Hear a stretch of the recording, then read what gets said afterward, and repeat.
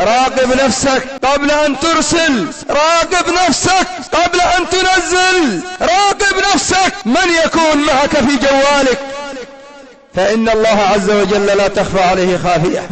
هذا الهاتف الذي بين يديك ربما يكون سبيلا إلى أن تكون في أعلى درجات الجنة إذا استخدمته في نشر العلم والخير وصلة الأرحام والإحسان إلى الجيران، وفي المباحات مما لا محذور فيه، وربما أوصلك إلى الدركات من النيران إذا استخدمته في معصية الله عز وجل.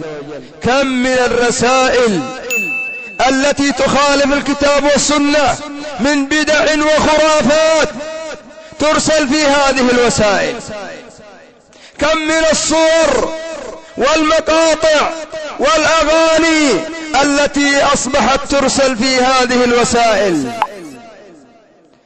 ويتضاعف الإثم.